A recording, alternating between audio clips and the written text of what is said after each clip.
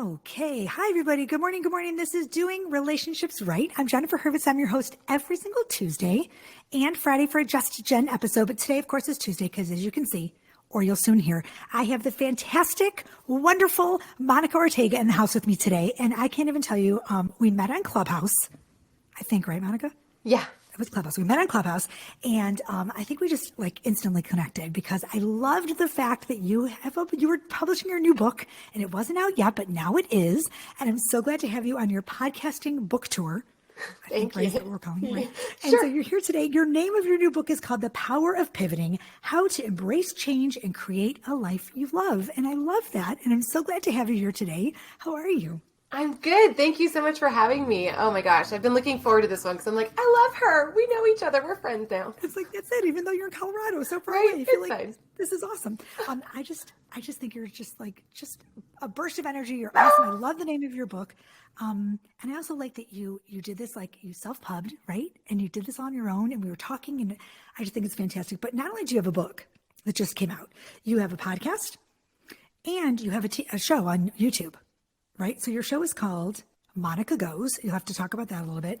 And also the name of your podcast is Stumbling Forward Podcast, which kind of goes with the book.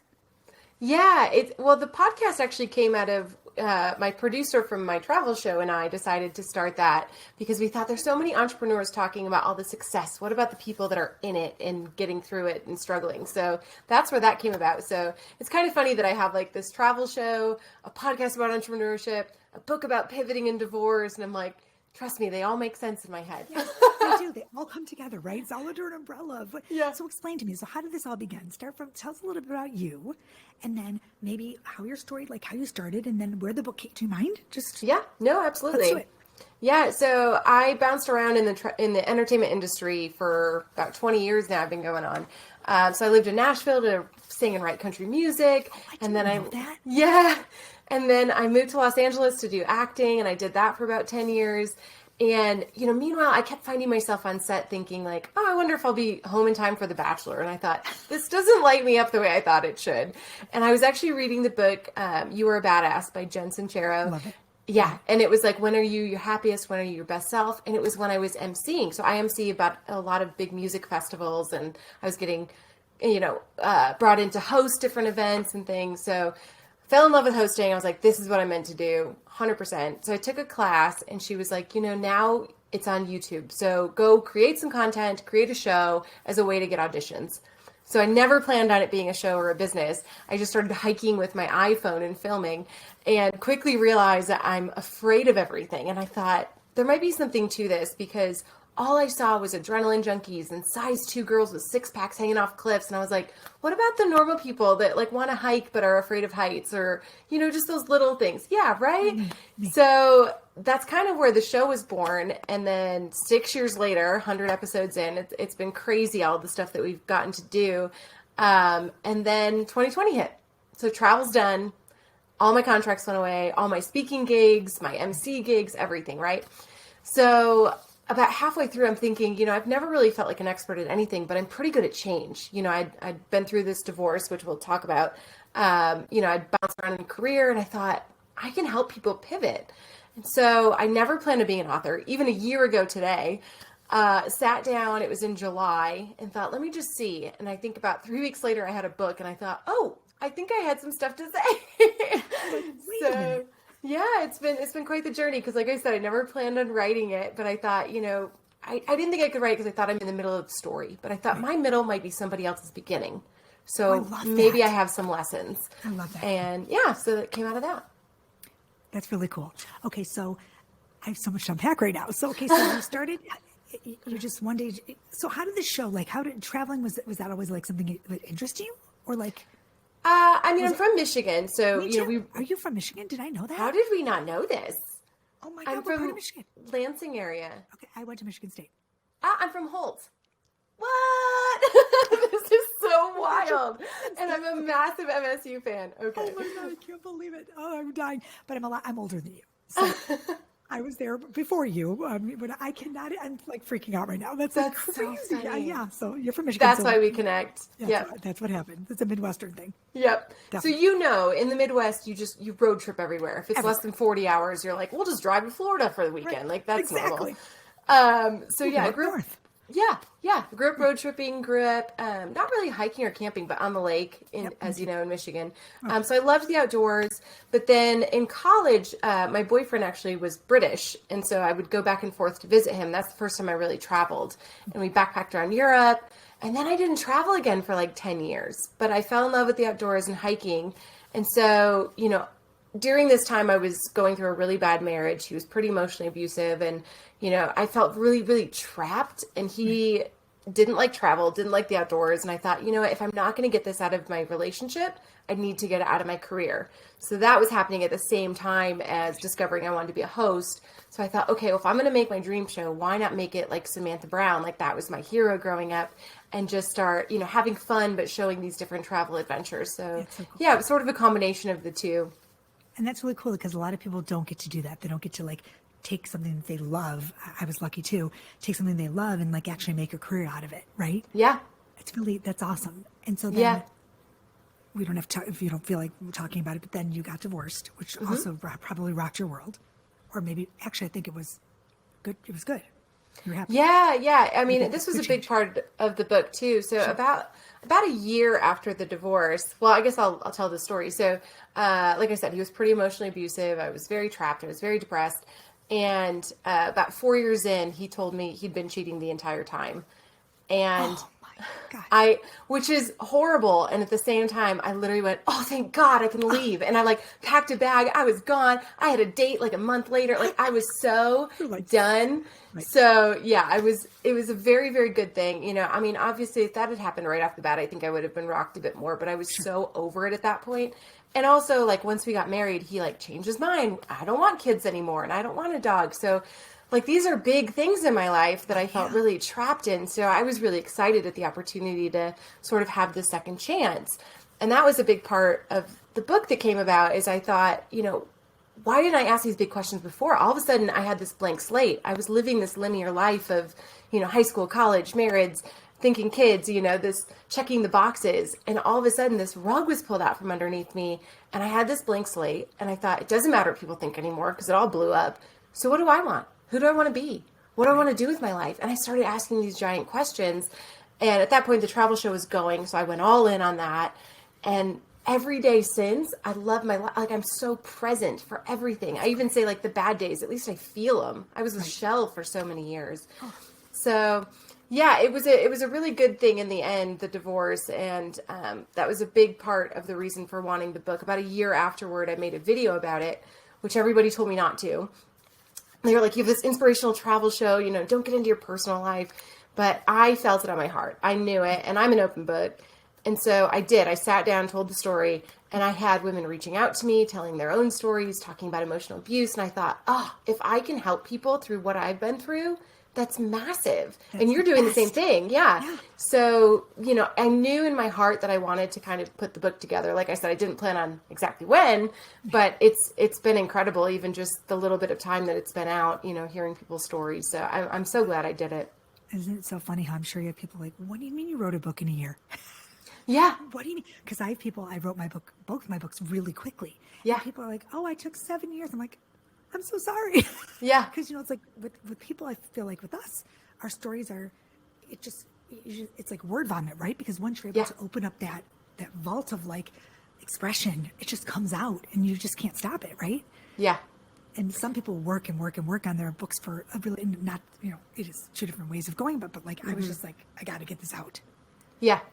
So you had your book came quickly, right? Yeah, it came really quickly. Like I said, it was about 3 weeks or a month when it was done, like first draft. Yeah. And then I was trying to go the traditional publishing route.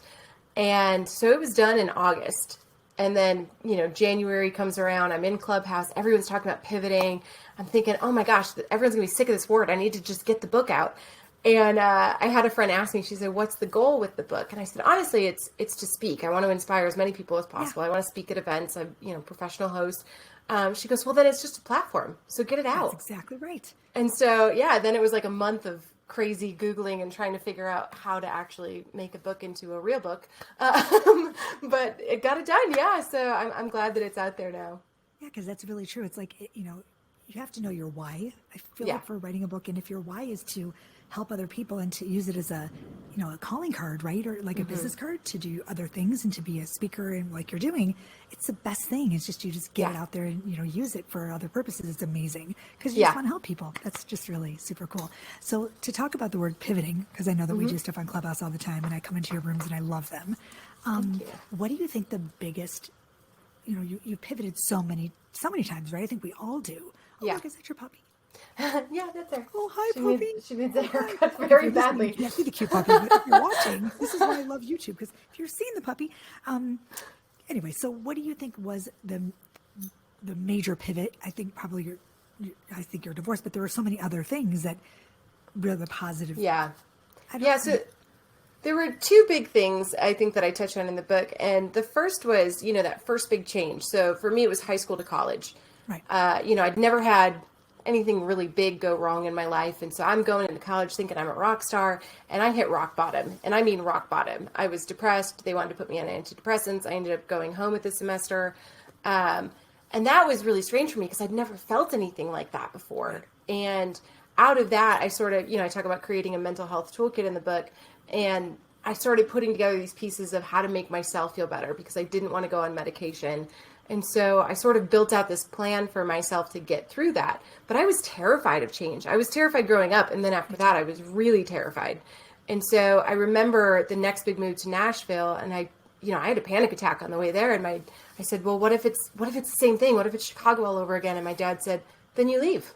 Yeah. And it was like that simple of, look, if you don't like something, change it. You pivot, you move. And it was the first time I realized, like, wow, we can choose. We can choose if we want to change, and we can choose our mindset going into all these things. And so that was the first big one. And then obviously the divorce was the second big one. And then I ended up with a little bit of anxiety after that, which was a whole new thing. And I had to start kind of from scratch creating that mental health toolkit. Right. But yeah, I think from then on, I've learned to, I've put into practices these different ways of making choices, but also I've kind of just let it go and had more fun in the process. Part of the reason I love the word pivoting is change feels really scary, right? But pivot feels like this optimistic curiosity, like, let's just see what's this way, right? So I like it. It's a bit more gentle. So I love the word pivoting. And I think, I talk about different things in the book. It's not just about my divorce. I talk about career changes and, the average person changes careers 7 times in their life, but for some reason we have this feeling like we're taking a step back if something doesn't work out. And it's like, fail forward, just keep going. I love that. That's exactly, fail forward. And I love that. I'm going to actually talk about your book, and maybe I'll have my sons, both my boys, read it. My son, oldest one, is going to college. And I think that's a great word to talk with him about, is pivoting instead of, he's real anxious about change too. And I always feel like that's probably a really good word to teach a college kid. Like, look, it's not about changing. It's about, pivoting. And just if you don't like something, you pivot and you just look for, a different avenue and make a different choice, right? It doesn't have to be negative. I think that a lot of times we look at change as a failure, or, you're failing, but I like that failing forward, failing forward. Is that what you said? Anyone who's been through a divorce knows co-parenting is not all rainbows and sunshine, especially when alcohol abuse is involved. Pair these challenges with the pandemic and you've got the perfect storm. Soberlink's alcohol monitoring system is the most convenient, reliable, and reasonable way for a parent to provide evidence that they're not drinking during parenting time. Soberlink's real-time alerts make it easy to negotiate with any party. Judges rest assured that the child is safe. Attorneys get court-admissible evidence of sobriety, and both parents have empowerment and peace of mind. Do divorce right and trust the experts in remote alcohol monitoring technology to keep your kids safe, happy, and well-adjusted. Get an exclusive $50 off your device by emailing info@soberlink.com and mentioning Doing Relationships Right. Failing forward. I mean, because the truth is, like, every time we quote unquote fail or something changes or we pivot, we're getting closer to the things we're supposed to have, the people we're supposed to have in our life, the job we're supposed to have in our life. So it's all going forward. But for some reason, like society's put this stigma on us that if we're not doing things in order, then we're going the wrong way. And it's like, no, we're just living life. Right. And what happened? That's so true, because I feel like, I don't know, you don't have to tell me your age, but like I'm 48. And so growing up, like that was just, I talk about this in my TED Talk, like that's just what we thought. Like I thought I had to go to high school, go to college, meet the guy, get the MRS degree, get married, have kids. And it was just the order of things. And when I did those things because I thought that's what I was supposed to do, quote unquote, right? Yeah. And then it all blew up because it wasn't what I wanted to do. Yeah. And I think I talk so often with younger kids, but like I talk with those kids that are like, well, I don't have babies yet. I'm 30 years old. I don't have a kid. I'm like, oh my God, that's great. Like, you have so much time to make those, to spend choosing, right? And picking your paths and doing fun things and going which way and what, and don't pick that linear, like, right? You have the option to choose, which is so nice. I didn't feel like I had any choices. Yeah. I think I kind of talk a little bit about like the generation differences, right? So like I just turned 38. I have no problem saying it because I always say you're a baby. That's why you're a baby. Yes. Well, I have friends. I lived in LA in the acting world, and everyone's like, lie about your age. And I'm like, why? I'd rather be a hot 38-year-old than a haggard looking 26-year-old. Like, I'm not going to lie. So yeah, I talk about how, our grandparents grew up in the Depression. So everything was hoarding. Everything was struggle. Our parents had mostly what they needed. So they taught us to be practical, but dream big. So then, we had these big dreams, but we're afraid of everything. So there's like this weird, like, mix of things going on. And now the new generation just dreams big and doesn't do anything practical. And you're like, okay, there has to be some sort of like mix here too. But yeah, I think that linear mindset is also, I don't know for a fact, but I feel like it's a very Midwest thing too. Like you stay in your town, you settle down there. Totally agree and there's nothing wrong with that for anybody listening. I have loads of friends that did that. That's wonderful. But, I wanted to see more. And I had this limiting belief that because I chased the entertainment career. So I knew I wasn't exactly going linear, but I had that mindset. So I thought if my career's doing well, I can't have a relationship. And if my relationship's doing well, I can't have a career. And so I spent years sabotaging the two. And that's what it was. It's like career stuff's taking off. I better find a guy. And then you find the guy and then the career stuff goes away. So it's like, it's taken me almost 40 years to realize I can have both. Isn't that interesting? Because it's taken me 48 years. And I'm just literally, after I got divorced, it's been 7 years, I'm just now realizing I can have a boyfriend. We're together 4 years, and I can actually do this as well. I wish I would have, woulda, coulda, shoulda, my second book. I wish I would have found that out 10 years. Wouldn't that have been nice to realize that, like, oh, this is a great conversation. I totally agree with you. And that's really the goal too, is to get people to ask those questions beforehand. The sooner the better. You can ask, what do I want? Who do I want to be? What does my life look like in my dream scenario? And then start putting those pieces into place. And it's okay if it doesn't look like the way you think it should look, because should is the worst word in the world. Yes, it is, because honestly, like, I have to tell you, oh my gosh, right? I just can't even, and the thing is too, I felt almost guilty that I wanted more. Yeah. Yeah. And that's really unfortunate. It's a really hard place to be. And I only wish so much more for my kids. I tell them all the time, like, ask, don't be a people pleaser. I was such a, like, I was yes to everyone. Yes, yes, yes. And yes, I'll be here. And yes. Yeah. No, say no. Say no. It's okay to say no, right? Yeah. And boundaries. And I've learned all this now. Oh, do I wish I knew it 20 years ago, It's the joy of getting older, though. We get a lot smarter and we care a lot less. I don't give a shit. Yeah. Right. But I want for my boys to be able to stand in their space and say, look, I can't make it today, or no, the answer is no. And, I have to, and also making choices too is so important, because you have them, you have choices, right? And I feel that way with marriage too. You have a choice to make it work, or you have a choice to walk out. And I think that, we can go there all day, but it's choosing to be happy. It's choosing to be loving and kind. It's choosing to be angry. It's choosing, those are all choices too. So yeah, I think absolutely. That's how you show up. Totally agree. Oh my gosh. So tell me a little bit about the podcast. Can we talk about that too? Yeah, sure. Okay, yeah, that came out of the pandemic as well. So Kristen, my producer, is also my best friend. So we travel all the time together in film and things. So we were on a road trip and we were like, there should be this podcast about people that are in the middle and the struggle. And like, let's just be open about it because I'm an open person. So is she.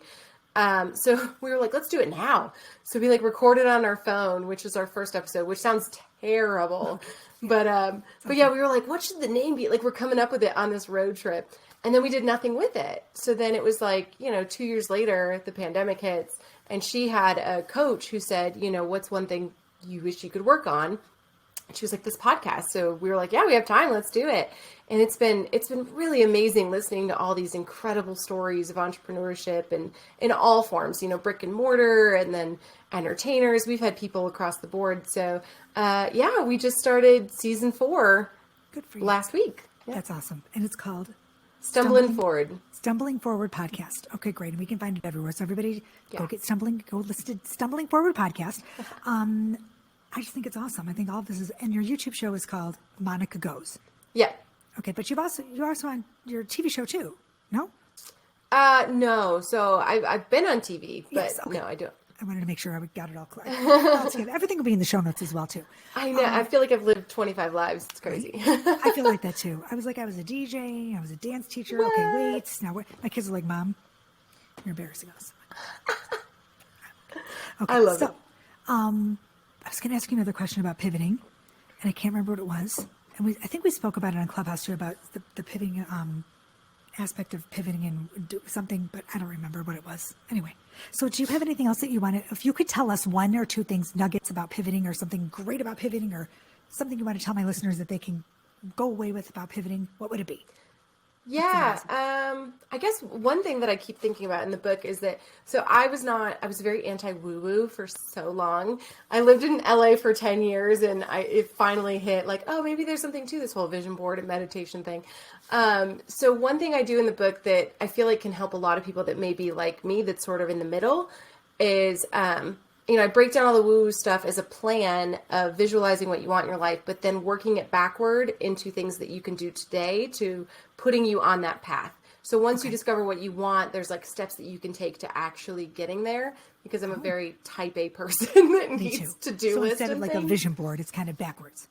Yeah, well, I kind of do it all. So I do like a visualization, picture the life I want from the moment I wake up. What does it smell like? Who am I next to? What are the sounds? Everything. Run through the day. What am I doing for work? What am I doing with my family? Then I do a journal, write it all out. Then I do the vision board, have the physical aspect, then I work it backward. So if in my dream scenario, I get up and I run a marathon or 12 miles or something, but I can't run, I literally go through a timeline of how long is it going to take me to get there. Today, okay, maybe I can run half a mile. And you start creating that morning routine that you pictured in your dream life, and it sets you on the path to becoming that person. But then, like I always say, I do it like once a year because your goals may change. Or if you find yourself in the middle of a pivot, great time. Sit back, look at the opportunities. And that's the big thing, shifting your mindset from setbacks to setups and seeing it as an opportunity instead of some horrible thing that happened to you. It happened for you. Right. And so taking those times to go, okay, well, what does my life look like now can be really exciting and take away some of that fear.